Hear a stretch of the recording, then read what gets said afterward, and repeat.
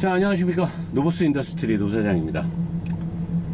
라이브에서도 봤겠지만 지금 람보르기니 우라칸의 끝장판인 퍼포만테 리뷰를 진행하고 있습니다.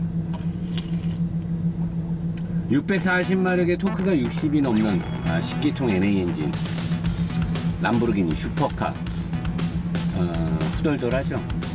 리뷰를 진행하는 게 쉽진 않죠. 이런 슈퍼카들은 알려줘야 되는 게 굉장히 광범위한데 그런 것들을 다 하기 어려우니까. 그래서 긴장을 좀 가라앉히고자 커피 한 잔은 괜찮잖아, 그죠? 커피 한 잔.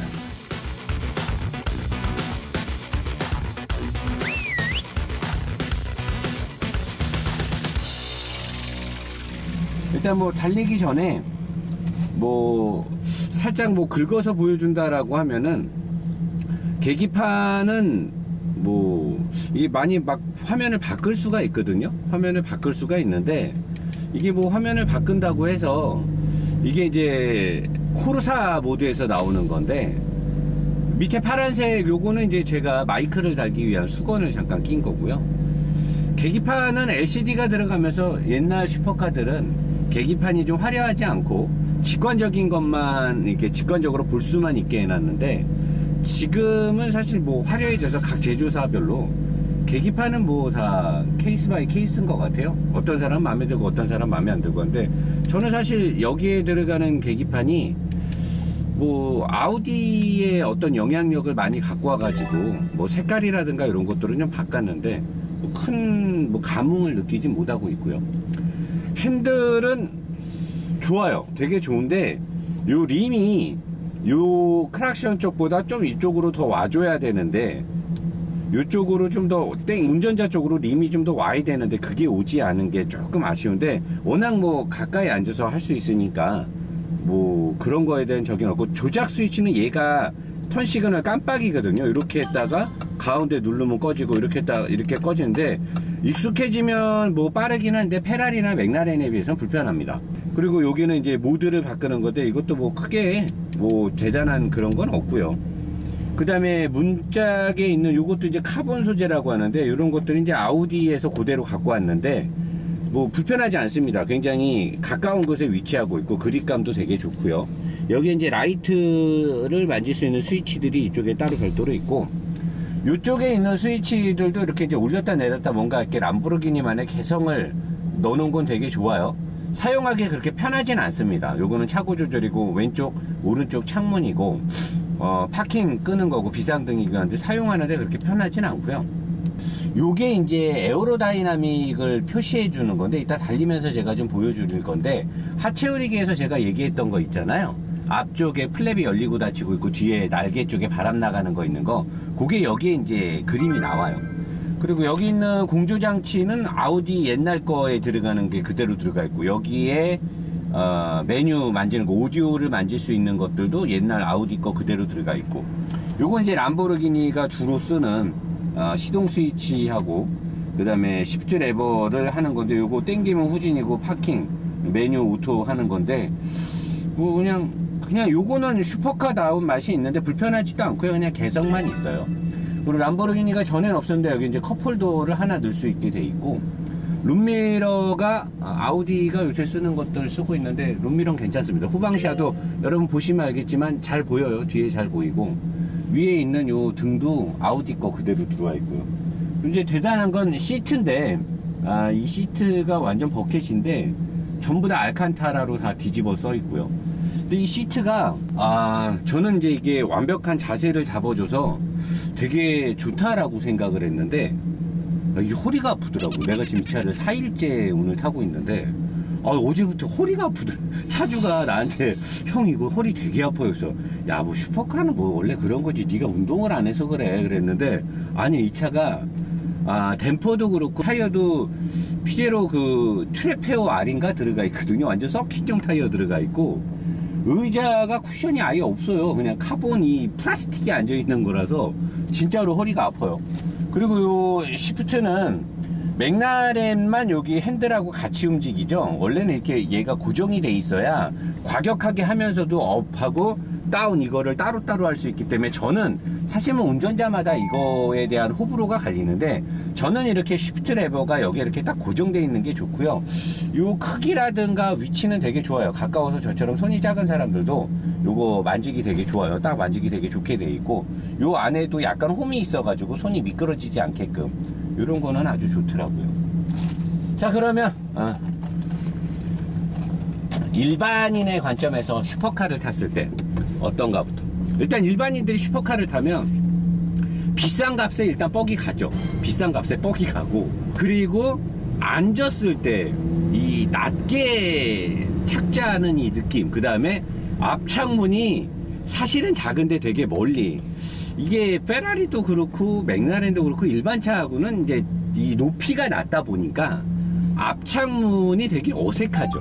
그리고 특히나 이 람보르기니 같은 경우는 앞창문을 굉장히 뉘어가지고 멀리 놨고 대시보드가 엄청 판판하게 넓어요. 운동장 같아요, 대시보드가.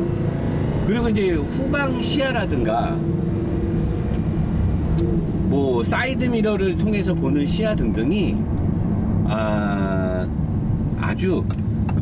아주 답답하죠. 아주 창문이 일단 작으니까 핸들을 틀었을 때 차가 움직이는 느낌은 일반인이 타도 그렇게 어색하진 않아요. 왜냐면 운전자의 위치하고 앞바퀴의 위치가 우리가 일반적으로 타는 차에 비해서 앞바퀴가 조금 더 가까이 있기 때문에 오히려 더 편해요. 더 편하고 뒤도 그렇게 앞바퀴가 가까우면 뒤가 멀어서 불편한 거 아니는데 슈퍼카는 전체적으로 차가 크지 않기 때문에 뒤에 따라오는 게 뭐 멀거나 그러진 않아서 그냥 일반 사람들이 운전할 때 낮은 거, 창문의 어떤 시야가 좁은 거, 이런 거 빼고는 운전할 때 크게 불편하지 않아요. 전체적으로 낮은 게 금방 익숙해지고. 그래서 다른 큰 어떤 그 픽업 트럭이라든가 큰 SUV를 탔을 때보다 오히려 슈퍼카가 차가 낮은 거를 빼고는 일반인들이 운전했을 때 그렇게 크게 어색함을 주진 않고요. 대신에 이제 승차감이 우리가 일반적으로 차를 탈 때 이렇게 폭신폭신한 거랑은 완전 다르죠.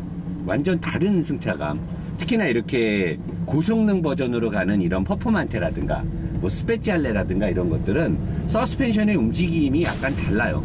거기서 오는 좀 어색함이 있고, 그리고 이제 뭐 코너 같은 데 돌아서 싹 해서 어디를 갈 때 밟았을 때 나가는 느낌이 완전히 다르죠. 출력에서 뿜어져 나오는 게 완전히 다르기 때문에 저는 사실 일반인들이 슈퍼카를 타면 어때요? 그러는데 저는 그냥 일반인들이 슈퍼카를 탔을 때 일반인들이 슈퍼카를 타고 이 느껴지는 황홀함은 반나절 몇 시간밖에 안 된다고 봐요. 과연 그 즐거움이 꽤 클까? 저는 별로 크지 않을 거라고 생각합니다. 그 너무 불편하고 이게 위압감이 좀 있죠. 자, 이제 슈퍼카를 탔을 때 가장 매력은 이런 뻥 뚫린 데서 악셀을 막 밟았을 때 이 느낌.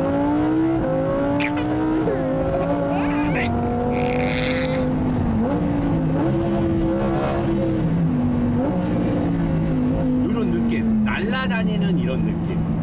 근데 하나도 불안하지 않고 차가 땅바닥에 붙어서 그냥 지 갈 길을 묵묵하게 간다는 느낌. 이런 느낌일 때 이제 뻑 가거든요, 사람들이. 근데 이게 좀 익숙하면 별로 그렇게 크게 뭐 감흥으로 오거나 그러진 않아요. 그러니까 저는 사실 일반인들이 슈퍼카에 대한 어떤 기대를 할 때 몇 시간의 쾌락 외에는 그닥 그렇게 부러워할 필요 없다. 특히나 이렇게 더더욱 고성능인 슈퍼카일 경우 정말 돈 많은 사람들이 장난감으로 어떤 자기의 어떤 경제력이나 어떤 자기가 열심히 일한 거에 대한 보상으로 장난감을 사듯이 사는 거는 뭐 그럴 수 있다라고 하는데, 일반인들은 사실 뭐 그냥 뭐 이렇게 벽지로 이렇게 화보 같은 걸로 이렇게 해놓는 게 맞지 않을까. 자, 그러면 우라칸 퍼포만테, 일반적인 슈퍼카들이나 또는 우라칸 일반 모델에 비해서 뭐가 좋은지를 한번 지금부터 알아보도록 할게요. 일단 뼈대라든가 뭐 서스펜션의 구조가 바뀌질 않았어요. 얘가 뭐 뼈대를 더 강하게 할 필요도 없죠. 얘는 이미 알루미늄 스페이스 프레임의 절반 위쪽하고 요 앞쪽하고 도를 하고 바닥하고 등 쪽은 다 카본 터보로 돼 있단 말이에요. 접합을 시켜가지고 강함과 유연성과 경제력을 다 포함해서 만든, 저는 요 뼈대를 잘 만들었다고 봐요. 완전히 카본으로 만들면 제가 맥라렌을 리뷰하면서 또는 아벤타도르 같은 거 리뷰하면서 완전히 카본으로 된 차는 좀 너무 딱딱하고 불편하다 그러잖아요. 근데 얘는 앞쪽은 알루미늄 스페이스 프레임이에요. 그리고 바닥하고 뒤쪽은 카본으로 돼 있어서 뭐 셰시는 일단 이 프레임 자체는 되게 마음에 들고, 그리고 서스펜션의 구조 이런 것도 일반적인 우라칸 모델하고 똑같기 때문에, 일반 우라칸에 비해서 얘가 뭔가가 확 바뀐 거는 엔진의 흑배기 튜닝하고 미션의 프로그램 로직, 그 다음에 사륜 시스템의 어떤 똑똑함, 그리고 타이어 트래페어 R이라는 서킷에 어울릴 만한 어마어마한 타이어가 들어가 있고, 그리고 일체형 댐퍼를 넣은 거예요. 뭐 슈퍼카들 대부분 일체형 댐퍼 아닌가요? 근데 원래 이 람보르기니는 아벤타도르에서는 옛날에 올린즈의 일체형 댐퍼를 넣었었고요. 그 다음에 최근에 나온 거는 그 제가 페라리 파릴리 슈퍼패스트 할 때 얘기했던 그 회사 BHS인가 어디 건가 그게 들어가는데, 아벤타도르도 그게 들어가요. 근데 일반 우라칸은 원래 옛날에 람보르기니나 아우디가 좋아하는 MRC 댐퍼라고 해서 마그네틱 라이드 컨트롤이라고 해서 전기에 반응하는 물질들을 댐퍼 안에 채워놓고 전기 신호를 줘서 댐퍼를 딱딱하게 바꾸거나 부드럽게 해주는 게 들어가서, 일반 우라칸의 경우 평상시에 운전할 때 굉장히 부드럽고 좋거든요. 근데 얘는 조절이 안 되는, 보통 슈퍼카들은 일체형을 넣더라도 감압이 조절되는 게 들어가는데 얘는 아예 조절이 안 되는 게 들어가요. 왜 그러냐면 얘는 서킷에서 높은 성과를 내야 되기 때문에 서킷에 최적화된 세팅값의 댐퍼와 스프링을 넣어놔서 일반 도로에서는 적응이 안 되는 댐퍼 스프링이 들어가 있습니다. 그래서 운전을 할 때 굉장히 딱딱합니다. 자, 여러분, 갑자기 주행 중에 총평 자리로 와서 죄송합니다. 너무 차 안이 시끄러워서 또 자세한 설명이 안 될까봐 오늘은 부연 설명을 조금씩 여기서 넣고 가겠습니다. 좀 조용하게 차분하게 얘기해 돼서. 자, 미션 얘기 지금 나오고 있죠. 미션은 아마 여러분들이 어떤 자료를 찾아봐도 우라칸이나 이 퍼포먼트에 들어간 미션에 대한 좋은 자료는 없을 겁니다. 왜냐? 얘네들이 그렇게 내세울 만한 미션은 아닌 거죠. 물론 600마력이 넘는 출력과 사륜을 할덱스의 5세대 사륜 시스템이 들어가 있습니다. 앞뒤의 무게 배분이 약 뒤쪽으로 60%가 60%는 아니고 얘가 전체 무게 배분이 뒤에 한 57% 정도 될 거예요. 뒤쪽에 무게 배분이 있으면서 앞쪽으로 동력을 주는 할덱스의 5세대, 할덱스 5세대는 굉장히 똑똑하거든요. 그리고 높은 출력을 전달해주는 사륜 시스템이 미션하고 묶여 있는데, 미션은 사실 이 차에 있어서 빠른 변속을 해주기 위한 뭐 비싼 소재와 세팅값이 들어가 있다라고는 하는데, 아주 빠를 때는 뭔가 조금 부족한 느낌이 있고 저속에서는 울컥거림이 어느 정도 있기 때문에 사실 미션이라는 게요, 세팅하는 게 되게 쉽지가 않습니다. 그래서 세계적인 회사인 게트락하고 ZF의 그 높은 기술을 그라지오라든가 뭐 보그워너라든가 일반적인 회사가 고성능 트윈 클러치의 그들의 기술을 따라가는 건 쉽지 않아요. 여기에 들어가 있는 미션도 충분히 훌륭한 미션이긴 한데, 아주 빠를 때와 천천히 갈 때는 그들의 높은 기술력을 아직까지는 못 따라간다고 보고요. 하지만 전투적으로 모는 데 있어서는 뭐 크게 불편함은 없어요. 탁탁 붙는 거가 느리진 않으니까. 근데 운전자가 느끼는 어떤 체감에서의 느낌이 좀 부족하다라는 걸 말씀드리는 겁니다. 자, 그리고 요즘 슈퍼카들은 탈 때 연비가 되게 잘 나오거든요. 보면 낮은 속도에서도 이미 7단계가 들어가 버려요. 요즘 슈퍼카들은 엔진임이 워낙 좋고 차가 가벼우니까, 얘도 1500km가 살짝 안 되잖아요. 보면 벌써 70km인데도 마지막 기어인 7단계가 들어가 있어요. 7단계가 보통 언제 들어가냐면 50km에서도 7단계가 들어가요. 야, 7단계를 50km에서 어떻게 넣냐는데, 일반적으로 얘가 노멀 모드에서 이렇게 노멀 스트라다 모드에서 살살 달리면 ECU, TCU가 판단을 해서 어차피 엔진님이 600마력이 넘잖아요. 차는 가볍고. 그러니까 그냥 연비 모드로 잽싸게 기어를 올려가지고 시내에서 살살 다니면 연비가 진짜 잘 나와요. 굉장히 잘 나오고, 대신에 이 7단인데 마지막 7단인데도 100km를 가려고 하잖아요. 100km에서 벌써 RPM이, 보통 차들은 요즘 중감속 기어비가 되게 롱으로 돼 있어서 100km에서도 RPM이 한 1500 왔다 갔다 하는데, 얘는 90km에서도 이미 2200 RPM이 넘어요. 그러니까 모든 기어가 가속 위주로 세팅이 돼 있는 거죠. 자, 그리고 여기에 보시면 지금 파란색으로 이렇게 에어로 다이나믹이 나와 있잖아요. 근데 얘가 이제 달리면은 쭉 하면 에어로 다이나믹이 바뀌어요. 밑으로 내려가는 바람이 바뀌죠. 보였어요, 여러분? 위로 정상적으로 넘어가는 바람이 가속을 하게 되면은 밑에 쪽으로 빠져나가면서 가속을 도와주는, 제가 하체 우리기 얘기했던 요게 이제 이 차가 트랙 같은 데서 코너를 들어갈 때 브레이킹을 밟으면 앞쪽에 범퍼 밑에 있는 그 에어댐이라고 하죠. 그쪽에 공기가 모이면서 앞쪽으로 차가 주저앉게 만들어요. 그래서 앞바퀴 쪽에 그립을 살려주려고 해서 코너를 들어갈 때 세게 들어가게 하고, 코너를 탈출하자마자 가속을 할 때 페라리 같은 차들은 바닥 쪽에서 플랩이 움직이는데, 얘는 엔진룸 뒤쪽에 있는, 뒤에 날개 있는 쪽, 스포일러 날개 쪽으로 가는 통로가 있었죠, 사진. 그 두 개의 통로, 거기를 열어가지고 그쪽으로 바람이 나가면서 하부 쪽으로 바람이 세게 나가고, 위쪽에서 바람이 그렇게 나가면서 이 트렁크 리드 뒤에, 후드 뒤쪽에 브레이크 등 있는 데서 생겨야 되는 와류를 차 한참 뒤쪽에서 생기게 해가지고 차가 직발로 세게 나게 도와주는 거죠. 자꾸만 나와서 더 괜찮죠? 설명이 뭔가 좀 쫀득쫀득하니까. 이 차가 가장 칭찬을 받을 부분은 주행 특성인데요. 일단 여기에 들어가 있는 이 경량휠하고 트레페어 R 이 타이어는요, 주행에 있어서 열을 받는 순간 엄청난 접지를 줘요. 대신에 타이어가 비싸고 수명이 짧습니다. 반칙이죠. 타이어 자체가 반칙이에요. 그리고 경량휠에 사륜을 넣고 슈퍼카의 다운포스를 받기 때문에 순발력도 이루 말할 수가 없습니다. 거기에 들어가 있는 이 일체형 댐퍼는 슈퍼카들이 요새 와서 좋은 댐퍼를 넣고 감압식 또는 마그네틱 라이드 컨트롤 이런 걸 넣어서 일반적으로 다닐 때는 부드럽고 빨리 달릴 때는 딱딱해지면서 운전자한테 심리적인 안정감을 주는데, 얘는 완전 반대예요. 얘는 감압 조절이 안 되고 MRC 댐퍼가 아니기 때문에 완전히 서킷용 댐퍼란 말이에요. 일반적으로 타면 엄청 툴툴거리고 딱딱하고 불편해 미칩니다. 제가 지금 허리가 아파요.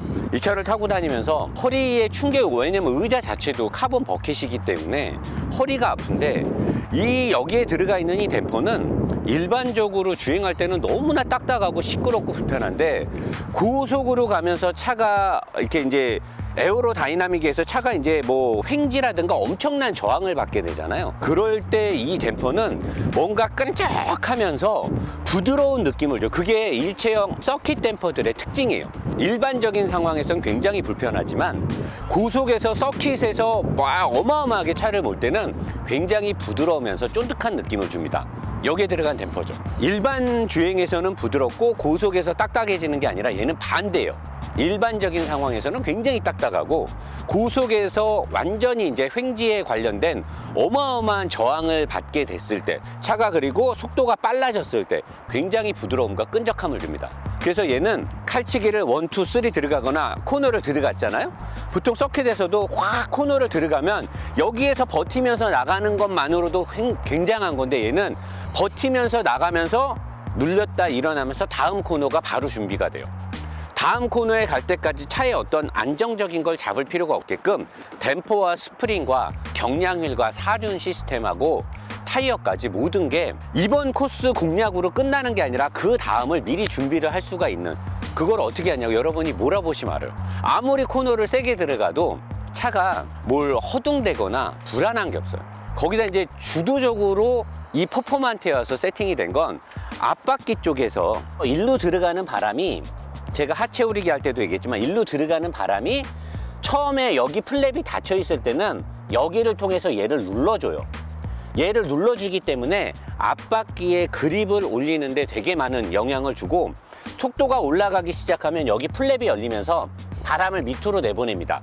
밑으로 나가는 바람이 세게 나가면서 위쪽에서 공기 저항 때문에 밑에 쪽하고 속도가 달라지잖아요. 여기서 만나야 되는, 그래서 여기는 더 빠르게 간단 말이에요, 바람이. 베르누이 정리에서 밑에보다 위에가 저항값이 이제 낮아지게 돼요. 얘가 속도가 더 빨라지니까. 바람이 뚫고 들어왔는데 어차피 여기서 생긴 공기는 뒤에서 만나야 된단 말이에요. 근데 얘는 둥그렇게 가고 밑에는 일자로 가니까 얘는 더 빨리 가야 된단 말이에요. 빨라지기 때문에 얘가 압력이 낮아져. 비행기가 그래서 그런 원리로 뜨는 거잖아요. 그러니까 빨리 가는데 저쪽에서 플랩을 열어서 밑으로 바람을 쳐주니까 얘도 빨라지면서 뒤에서 공기가 만나기가 편하니까 고속에서 뚫고 가려는 성질이 강해지죠. 저항값이 낮아진단 말이에요. 그리고 더 중요한 건 하체 오리기 할 때도 제가 얘기했지만 이쪽으로 들어가는 공기 중에 하나는 배기를 시키기 위해서 들어가는데 이쪽으로 들어간 공기가 여기를 타고 일로 나와요. 자, 이 차가 코너를 엄청나게 세게 돌아가는데 댐퍼와 타이어발이 제가 반칙이라고 했잖아요, 세팅. 그리고 얘가 어마어마한 횡지를 견디게끔 돼 있기 때문에 서스펜션의 암의 강도가 올라갔어요, 일반 오락카보다. 그건 제가 나중에 알게 됐는데 저는 생긴 게 똑같아서 똑같은 줄 알았는데 서스펜션의 암의 강성을 높였어요. 그만큼 얘가 횡지에서 받는 저항값이 세다는 건 진짜 코너를 빨리 돌 수 있기 때문에. 뭐냐? 이 날개를 달므로써 다운포스, 뒤쪽에 다운포스를 줘서 코너를 들어갈 때 얘가 앞보다 뒤쪽의 무게가 살짝 높지만 뒤가 무겁기 때문에 이 관성으로 날아가려는 힘이 세지죠. 물론 사륜에서 잡아주지만 관성으로 날아가는 걸 잡아줘야만 코너를 더 세게 돌아가니까 이 날개를 달므로써 다운포스가 일반 우라칸에 비해서 약 2배 가까이 올라간단 말이에요. 2배 가까이 올라가서 다운포스를 줘서 코너가 빨라지면 어떤 단점이 생기겠어요? 고속으로 가려고 할 때 뒤를 누르는 힘이 강하니까 잡아 당기는 힘 때문에 고속으로 속도가 높아질 때 더뎌지겠죠. 당기는 힘하고 누르는 힘이 세지니까. 그래서 얘가 100km를 넘어서기 시작하게 되면 앞쪽에 플랩이 열리면서 이쪽에 있는 얘 플랩이 열려서 이쪽으로 바람이 나와요. 이쪽으로 바람이 나오니까 얘를 누르려고 했던 힘을 이쪽으로 요 안을 통해서 들어온 바람이 나가고 밑에 쪽에서 빨리 들어오는 바람이 이쪽에서 생기는 와류를 한참 뒤인 이쪽에서 생기게 하면서 다운포스를 만들려고 했던 성질을 없애버리는 거죠. 그래서 고속으로 갈 때 오히려 이 날개가 없는 차들보다 더 유리하게 고속으로 빨리 올려준단 말이에요. 그러니까 얘가 코너를 탈출 후에 가속을 할 때도 엄청나게 빠르게 최고속에 도달할 수가 있어요. 그리고 브레이킹을 밟게 되면 바로 얘가 닫히죠. 얘가 닫히니까 바로 다운포스가 생겨요. 다운포스가 생기면서 뒤를 누르고 앞쪽에 플랩이 닫히면서 앞바퀴 쪽에 프론트 에어댐을 통해서 그쪽을 눌러주게 되니까 앞바퀴 그립이 올라가게 되는 거죠. 그런 걸로 인해서 타이어하고 댐퍼의 반칙발을 받아서 코너가 엄청나게 빠른 거예요. 그리고 되게 똑똑한 할데스 시스템으로 앞바퀴와 뒷바퀴의 구동 배분을 영민하게 하기 때문에 이 차는 람보르기니니까 대단하다가 아니라 보통의 슈퍼카의 회사들이 이런 기술을 다 갖고 있죠. 근데 얘는 제가 봤을 때 좀 칭찬해 주고 싶은 게 여기다 만약에 유압식을 넣어서 날개를 올리고 내리고 날개를 위로 올리고 내리고 날개의 각도를 바꾸게 되면 얘보다 중량이 약 3배 가까이 2배 이상은 무조건 중량이 또 올라가요. 전체 중량이 또 올라가게 되는 거죠. 근데 얘는 중량을 올리지 않으면서도 멋은 좀 없지만 날개가 너무 높이 있으니까 엄청난 공격적인 성향의 세팅을 준 거죠. 그리고 전차에 카본 무슨 컴포짓 뭘 넣어서 전체 무게도 줄였고 일반적인 차에 비했을 때는 굉장한 기술이 들어간 건데 슈퍼카 회사들은 대부분 다 이런 걸 쓰려고 하는데 얘는 조금 다른 방식으로 잘 썼어요. 그래서 되게 칭찬해 주고 싶고 그런 이유 때문에 람보르기니 우라칸의 퍼포먼테가 엄청나게 빠르게 직진과 코너와 코너 탈출, 코너 진입 속도까지 대단하다고 봐요. 그래서 얻어진 건 뭐냐? 일상에서는 쓸 수가 없다라는 거죠. 리뷰로.